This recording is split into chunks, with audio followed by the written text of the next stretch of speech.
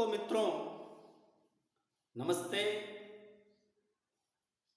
हमने पूर्व की कक्षाओं में शब्द शक्तियों के बारे में जो है अध्ययन किया और आशा है कि निश्चित रूप से जो है शब्द शक्तियाँ का जो सारगर्भित अर्थ है वो आप तक पहुंचा है।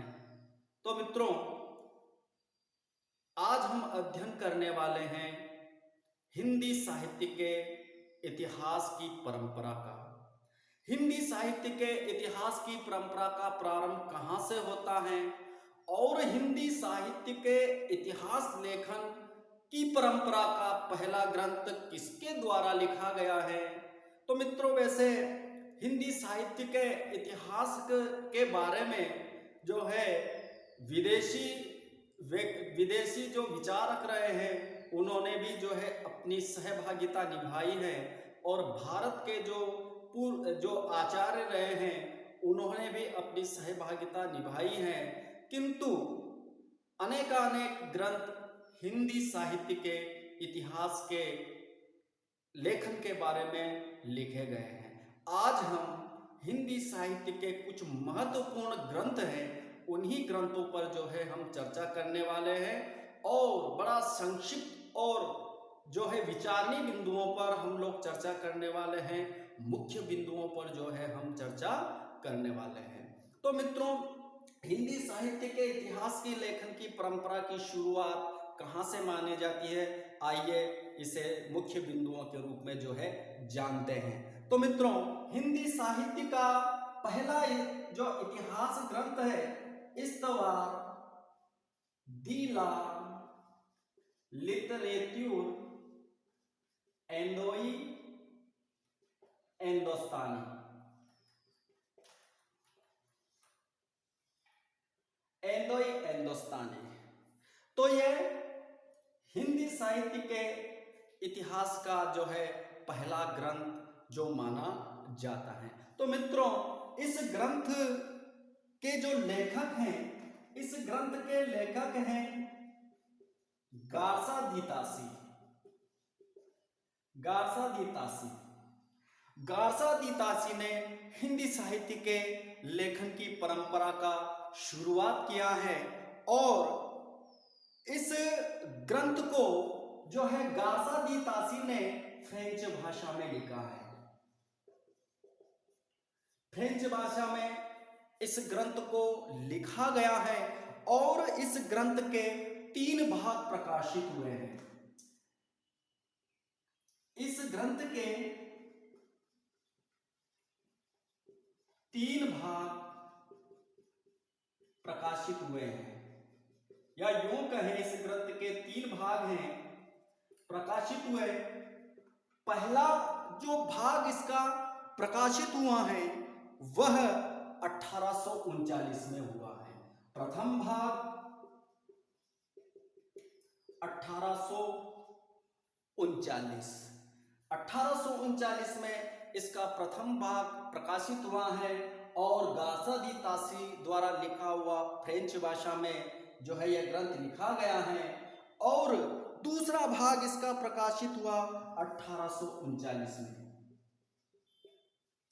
दूसरा भाग 1839 इसका दूसरा जो भाग प्रकाशित हुआ 1846 में। 1846 में इसका दूसरा भाग प्रकाशन में आता है और जो है इसका द्वितीय संस्करण के रूप में तीसरा भाग प्रकाशित होता है 1871 में। द्वितीय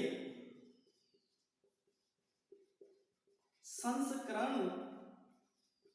के रूप में इसका तीसरा भाग प्रकाशित होता है 1871 में। तो मित्रों, इस ग्रंथ की जो है कुल पृष्ठों की संख्या जो है इस ग्रंथ की जो यह ग्रंथ लिखा गया है इस ग्रंथ की कुल पृष्ठों की संख्या जो है 1834 है। कुल पृष्ठों की संख्या इसमें 1834 पृष्ठ इसमें लगे हुए हैं। तो मित्रों, इस ग्रंथ में लगभग हिंदी के 70 कवियों की जीवनियों और जीवन का वृतांत लिखा हुआ है। अर्थात हिंदी के 70 कवियों की जो है, हिंदी के 70 कवियों को इसमें स्थान दिया गया है। हिंदी के 70 कवि और उनकी रचनाएं और जीवनी के रूप में जो है इसमें स्थान दिया गया है। और मित्रों, इस ग्रंथ का हिंदी में जो अनुवाद किया है वो किया है लक्ष्मी नारायण वार्ष्णेय ने। इस ग्रंथ का हिंदी में अनुवाद किया लक्ष्मी नारायण वार्ष्णेय ने। अनुवादक हिंदी में इसका अनुवाद किया है लक्ष्मी नारायण वार्ष्णेय में, और इसमें कुल कवियों की संख्या 738 है। कुल कवि 738 हैं। और मित्रों, इस ग्रंथ की सबसे खास विशेषता यह है कि इस ग्रंथ में नामकरण और काल विभाजन का कोई प्रयास नहीं किया गया है। इस ग्रंथ में नामकरण, काल विभाजन का प्रयास नहीं किया गया है।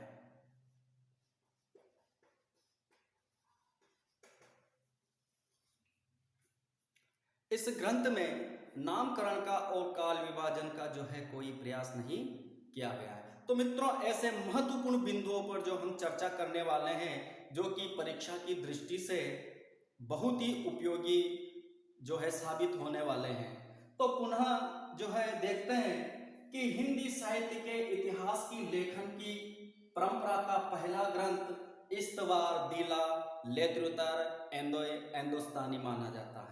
इस ग्रंथ के जो है लेखक हैं गार्सा दी तासी, और इस ग्रंथ को फ्रेंच भाषा में लिखा गया है। और मित्रों, इस ग्रंथ के जो है 3 भाग प्रकाशित हुए हैं, और पहला भाग 1839 में प्रकाशित हुआ है, दूसरा भाग जो है 1846 में प्रकाशित हुआ है, कभी कभी बहुत सारी किताबों में 1847 भी दिया हुआ है, 47 भी यहाँ दिया हुआ है। तो 3 भाग इसके प्रकाशित हुए हैं। पहला भाग 1839 में प्रकाशित हुआ, दूसरा भाग 1846 में प्रकाशित हुआ, और मित्रों इसका जो तीसरा जो द्वितीय संस्करण जब निकला वो तीसरे भाग के रूप में जो है 1871 को जो है प्रकाशित हुआ। और इस ग्रंथ में कुल पृष्ठों की संख्या 1834 है, और इस ग्रंथ में हिंदी के लगभग 70 कवियों को स्थान दिया गया है, और हिंदी के 70 कवियों की जीवनी और रचनाओं को इस ग्रंथ में स्थान दिया गया है। और मित्रों, इस ग्रंथ का जो हिंदी में अनुवाद किया है, तो इस ग्रंथ का हिंदी में अनुवाद लक्ष्मी नारायण वार्ष्णेय ने किया है। और इस ग्रंथ में जो है सबसे मुख्य विशेषता यह है कि इस ग्रंथ का जो है किसी भी प्रकार से काल विभाजन नहीं किया गया है। अर्थात काल विभाजन इस ग्रंथ में नहीं किया गया है। तो मित्रों, ये थे हिंदी साहित्य की लेखन परंपरा का प्रथम ग्रंथ, जिसे फ्रेंच विद्वान द्वारा जो है फ्रेंच भाषा में गार्सा दी तासी द्वारा लिखा हुआ है। और इस ग्रंथ के 3 भाग प्रकाशित हुए हैं। कुल पृष्ठों की संख्या 1834 है। 70 हिंदी कवियों को इसमें स्थान दिया गया है। इसका हिंदी में अनुवाद लक्ष्मी नारायण वार्ष्णेय ने किया है, और इसमें जो है कुल मिलाकर के 738 कवियों का जो है यह ग्रंथ है। और इस ग्रंथ में किसी भी प्रकार से काल विभाजन और कालों का नामकरण नहीं किया गया है। तो मित्रों, इस प्रकार से मुख्य बिंदु इस ग्रंथ के अंतर्गत ये आते हैं। अब इसके अंदर अब दूसरा ग्रंथ जो आता है, दूसरा ग्रंथ आता है, मुख्य ग्रंथों को अपन लेंगे। जैसे कि मैंने कहा कि बहुत सारे जो है हिंदी साहित्य ऐतिहासिक ग्रंथ लिखे गए हैं, लेकिन महत्वपूर्ण ग्रंथों को ही जो है हम पढ़ेंगे, उनके जो है मुख्य बिंदुओं पर जो है चर्चा करेंगे। तो दूसरा महत्वपूर्ण ग्रंथ आता है शिव सिंह सरोज।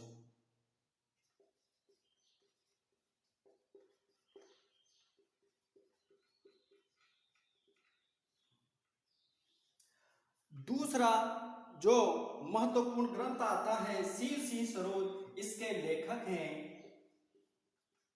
शिव सिंह सेंगर। इसके लेखक हैं शिव सिंह सेंगर और यह सन 1883 में लिखा गया है। सन 1883 में इस ग्रंथ को लिखा गया है। और मित्रों, इस ग्रंथ की मुख्य विशेषता है कि यह ग्रंथ हिंदी भाषा का, या यूं कह सकते हैं कि हिंदी भाषा में लिखा गया प्रथम ग्रंथ है। हिंदी भाषा में लिखा गया जो है यह प्रथम ग्रंथ है। हिंदी भाषा का पहला ग्रंथ जो है वो इस्तवार दीला लेत्रोत्तर हिंदुस्तानी है, जो फ्रेंच भाषा में लिखा हुआ था, किंतु जो है और उसका प्रथम संस्करण जो 1839 में और द्वितीय संस्करण 1846 में प्रकाशित हुआ था, वो फ्रेंच भाषा में लिखा हुआ जो है प्रथम ग्रंथ था। लेकिन शिव सिंह सेंगर द्वारा लिखा हुआ शिव सिंह सरोज जो है यह 1883 में लिखा हुआ ग्रंथ है, और इसकी विशेषता है कि हिंदी भाषा में लिखा गया यह पहला ग्रंथ है। और मित्रों, यह जो ग्रंथ है, यह ग्रंथ वर्णानुक्रम पद्धति के अनुसार लिखा गया है।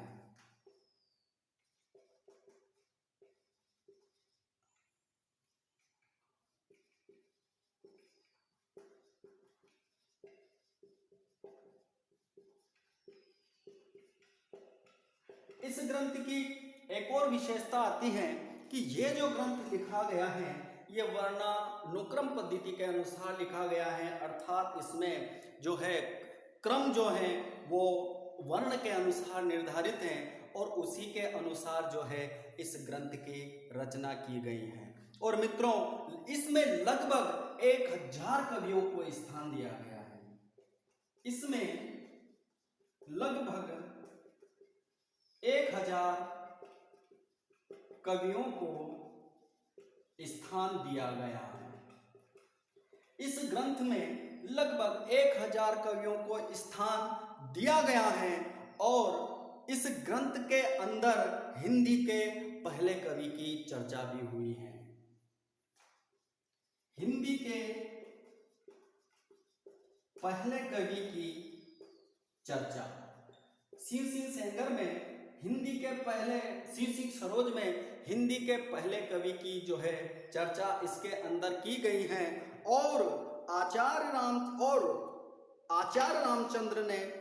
रामचंद्र शुक्ल ने इस ग्रंथ को इतिवृत्त की संज्ञा दी है। आचार्य रामचंद्र शुक्ल ने इसे इतिवृत्त की संज्ञा दी है। और मित्रों, इस ग्रंथ में शिव सिंह सेंगर ने जो पहला कवि माना है वो पुष्य या पुंड को माना है। हिंदी का पहला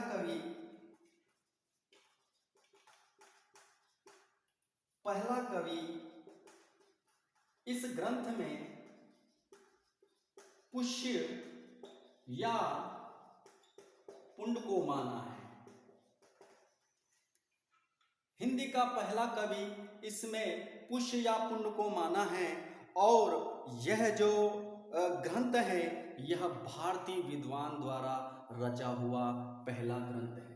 यह जो ग्रंथ है यह भारतीय विद्वान द्वारा रचा गया पहला ग्रंथ है।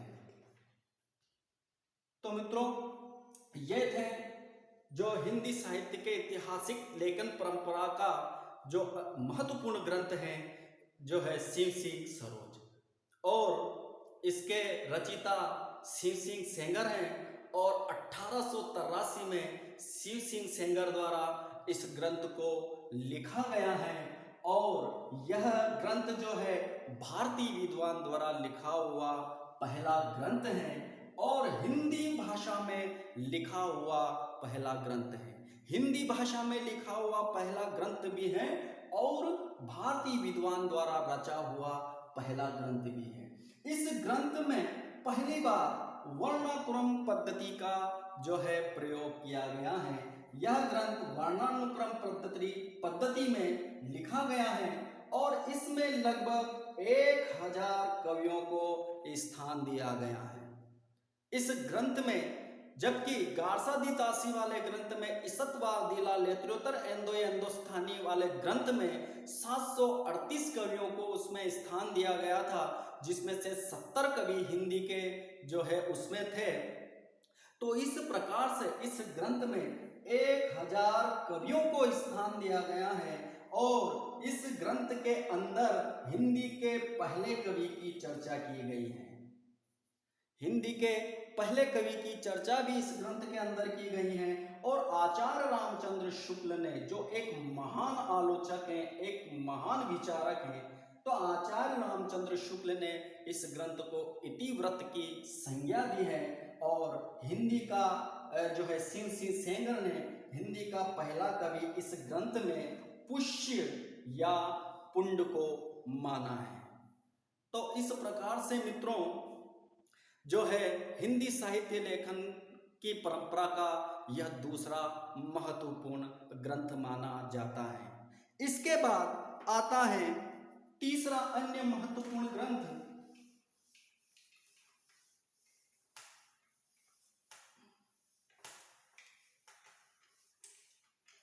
इसके बाद आता है दी modern vernacular literature of Hindustan. The modern vernacular literature of Hindustan. ये हिंदी साहित्य की लेखन परंपरा का तीसरा महत्वपूर्ण ग्रंथ है। तो मित्रों, इस ग्रंथ की रचना 1888 में की गई है। इसको 1888 में लिखा गया है और इसके लेखक हैं जॉर्ज ग्रियर्सन।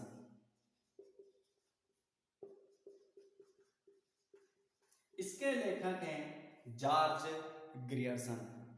ये जो ग्रंथ है ये जॉर्ज ग्रियर्सन आयरलैंड के निवासी थे।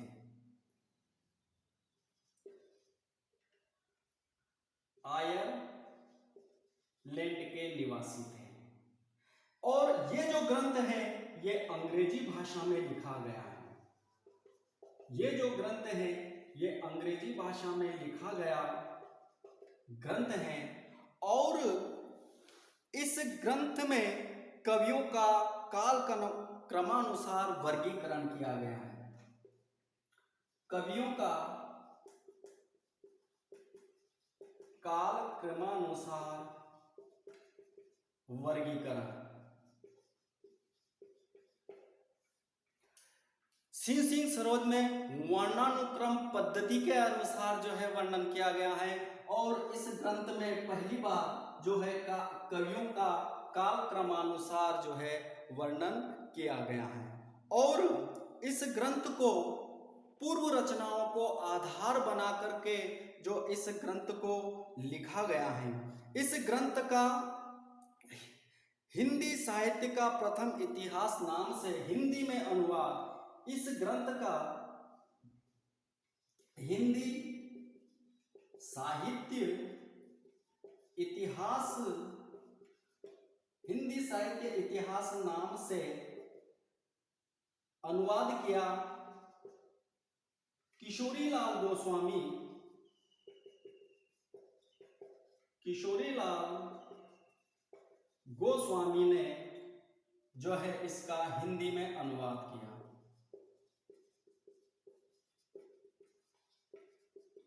किशोरीलाल गोस्वामी ने इसका हिंदी में अनुवाद किया और यह जो ग्रंथ है एशियाटिक सोसाइटी ऑफ बंगाल में इसका जो है विशेषांक जो है प्रकाशित हुआ।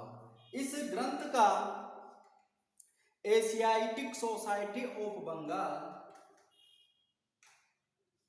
एशियाटिक सोसाइटी ऑफ बंगाल जो है बंगाल पत्रिका के विशेषांक के रूप में प्रकाशित हुआ है। विशेषांक के रूप में प्रकाशित हुआ है। और मित्रों, इस ग्रंथ को 12 अध्यायों में बांटा है। इस ग्रंथ को 12 अध्यायों में जो है बांटा गया है।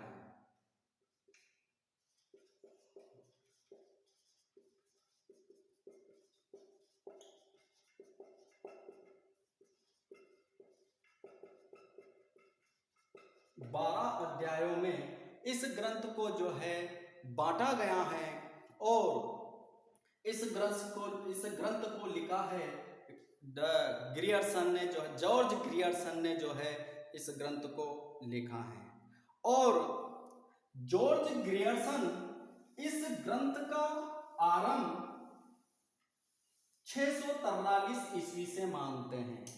643 ईस्वी से माना है। जॉर्ज ग्रियर्सन ने हिंदी साहित्य का जो आरंभ है, हिंदी साहित्य का आरंभ 643 ईस्वी में माना है।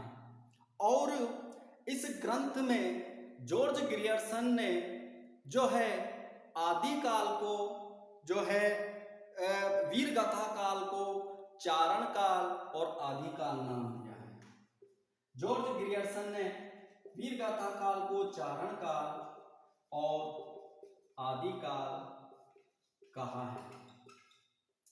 और जॉर्ज ग्रियर्सन ने जो है एक बहुत बड़े विद्वान थे, इंग्लिश विचारों के विद्वान थे। तो जॉर्ज ग्रियर्सन ने भक्ति आंदोलन को धर्म पुनर्जागरण की संज्ञा दी है। जॉर्ज ग्रियर्सन ने भक्ति आंदोलन को धार्मिक पुनर्जागरण की संज्ञा दी है। जॉर्ज ग्रियर्सन ने जो है भक्ति आंदोलन को, भक्ति काल को जो है धार्मिक पुनर्जागरण की जो है संज्ञा यहाँ पर जॉर्ज ग्रियर्सन ने दी है। और जॉर्ज ग्रियर्सन ने भक्ति काल को हिंदी साहित्य का स्वर्ण युग घोषित किया है। जॉर्ज ग्रियर्सन ने इस ग्रंथ में भक्ति काल को जो है हिंदी साहित्य का स्वर्ण युग घोषित किया है। स्वर्ण युग जो है घोषित किया है। और रीति शब्द का सबसे पहले प्रयोग करने वाले ही जॉर्ज ग्रियर्सन थे। रीति शब्द के प्रथम प्रयोक्ता या प्रयोग करने वाले भी जो है जॉर्ज ग्रियर्सन ने। जॉर्ज ग्रियर्सन ने ही रीति शब्द का सबसे पहले जो है प्रयोग किया है। और इसके बाद इनका जो एक अन्य ग्रंथ है भाषा सर्वेक्षण।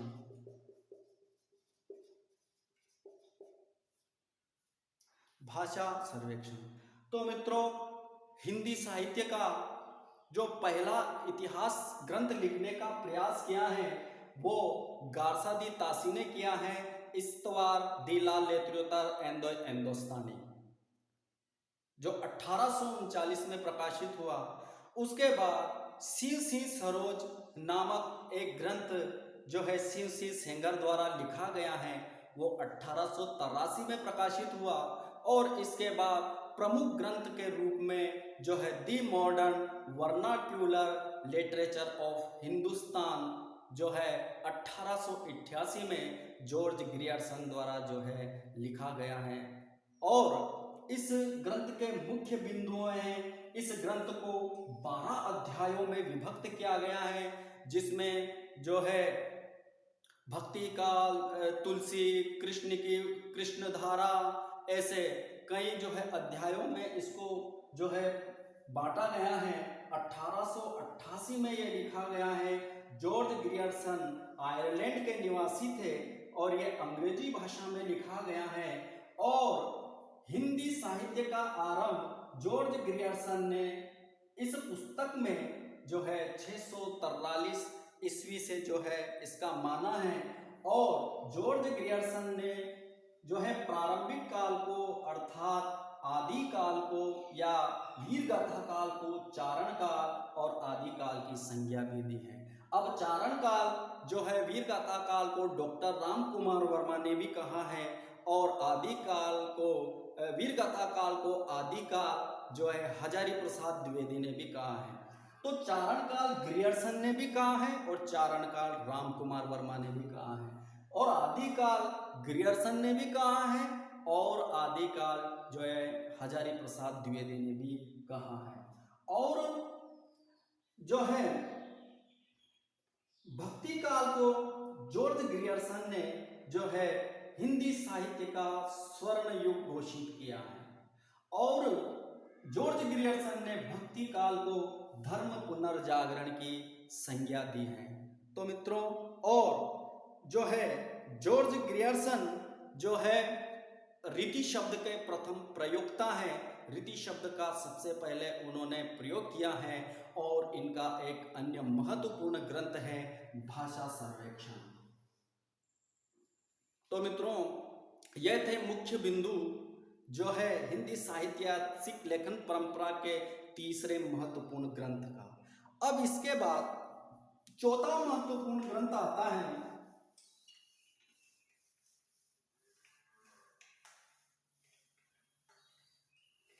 चौथा महत्वपूर्ण ग्रंथ आता है मिश्र बंधु विनोद। चौथा मिश्र बंधु विनोद। इसके जो लेखक हैं मिश्र बंधु के नाम से जिन्हें जाना जाता है। मिश्र बंधु के नाम से इन्हें जाना जाता है। इसमें तीनों भाई थे, जिसमें से एक श्याम बिहारी मिश्र,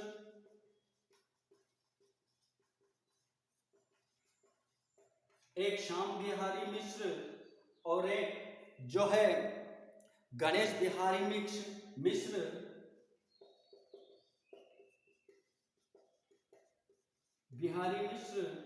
और एक हैं सुखदेव बिहारी मिश्र।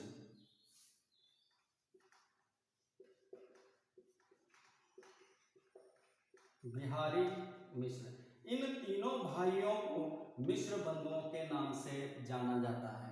इन्होंने ग्रंथ लिखा मिश्र बंधु विनोद। अब ये जो ग्रंथ है, इस ग्रंथ का रचना काल बनता है सन 1913। रचना काल सन 1913 इस ग्रंथ का बनता है और यह ग्रंथ 4 भागों में प्रकाशित हुआ। यह ग्रंथ 4 भागों में विभक्त है या 4 भागों में इस ग्रंथ का प्रकाशन हुआ। प्रथम भाग इसका सन 1913 में प्रकाशित हुआ। प्रथम भाग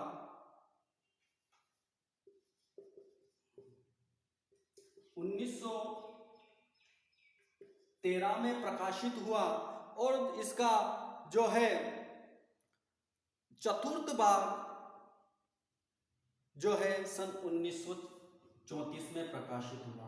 इसका चौथा भाग 1934 में प्रकाशित हुआ, क्योंकि प्रथम 3 भाग जो इसके थे वो सन 1913 में प्रकाशित हो चुके थे और इसका जो चौथा भाग प्रकाशित हुआ सन 1934 में प्रकाशित हुआ। और इस ग्रंथ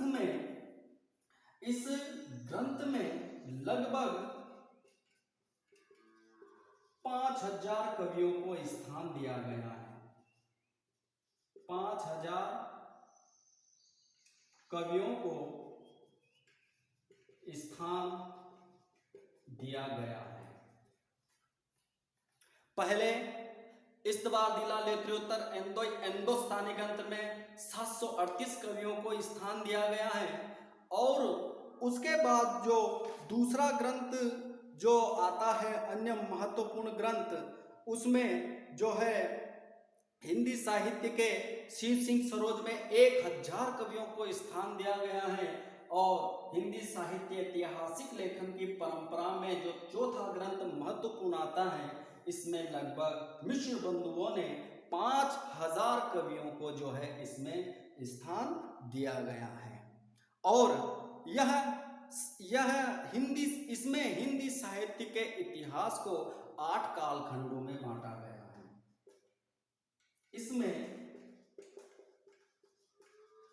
हिंदी साहित्य इतिहास को 8 कालखंडों में बांटा है। 8 कालखंडों में जो है इस ग्रंथ को बांटा है और इस ग्रंथ को आचार्य रामचंद्र शुक्ल ने महावृत की संज्ञा दी है। इस ग्रंथ को शुक्ल ने महावृत की संज्ञा दी है। आचार्य शुक्ल ने जो ग्रंथ शिव सिंह सरोज जो लिखा गया था, उस ग्रंथ को इन्होंने इतिव्रत की संज्ञा दी है और मिश्र बंधु विनोद इस ग्रंथ को महावृत की संज्ञा दी है। इतिव्रत की संज्ञा शिव सिंह सरोज और महावृत की संज्ञा जो है मिश्र बंधु विनोद। अब जो है मिश्र बंधुओं ने अपना जो प्रिय कवि, तीनों भाइयों ने जो प्रिय कवि बताया है इस ग्रंथ में, वो बताया है देव। और आचार्य रामचंद्र शुक्ल ने जो प्रामाणिक ग्रंथ सन 1929 में जो हिंदी साहित्य का इतिहास लेखन जो ग्रंथ लिखा, उसमें इस ग्रंथ की भी महत्वपूर्ण भूमिका रही है। अर्थात इस ग्रंथ आचार्य रामचंद्र शुक्ल ने इस ग्रंथ द्वारा कवियों का जो परिचय विवरण है, अर्थात उन्होंने हिंदी साहित्य इतिहास नामक ग्रंथ में जो कवियों का परिचय दिया है, वो इसी ग्रंथ से लिया गया है। तो मित्रों, ये जो है 4 महत्वपूर्ण ग्रंथों के बारे में हमने महत्वपूर्ण बिंदुओं पर चर्चा की है। आगे के महत्वपूर्ण जो है ग्रंथों को लेकर के आएंगे। तो मिश्र बंधु विनोद, ये मिश्र बंधुओं ने लिखा है। श्याम बिहारी मिश्र, गणेश बिहारी मिश्र और सुखदेव बिहारी मिश्र, इन तीनों भाइयों को मिश्र बंधु के नाम से जाना जाता है। इसका जो ग्रंथ का निर्माण काल है वो 1913 है। 4 भागों में यह ग्रंथ प्रकाशित है और इसके पहला जो भाग प्रकाशित हुआ उसमें 3 जो भाग थे वो सन 1913 में प्रकाशित हुए और इसका चौथा जो भाग प्रकाशित हुआ वो 1934 में प्रकाशित हुआ है। अब इस ग्रंथ में लगभग 5000 कवियों को स्थान दिया गया है और जो है महान आलोचक, महान विचारक जो आचार्य रामचंद्र शुक्ल ने इस ग्रंथ को महावृत की संज्ञा दी है। और इस ग्रंथ को 8 कालखंडों में बांटा गया है। तो ये इसके महत्वपूर्ण बिंदुओं पर हमने चर्चा चर्चा की है। अगला वीडियो लेकर के, अगली कक्षा लेकर के जो है जल्दी ही हाजिर होंगे। यदि आपको यहाँ पर दी गई जो महत्वपूर्ण बिंदुओं की जानकारी है मित्रों, यदि ये आपके लिए बहुत ही महत्वपूर्ण साबित होती हैं तो वीडियो को जो है सब्सक्राइब कीजिएगा, लाइक कीजिएगा और जो है महत्वपूर्ण बिंदुओं की जो है यहाँ से आप जो है पढ़ाई कीजिएगा। धन्यवाद।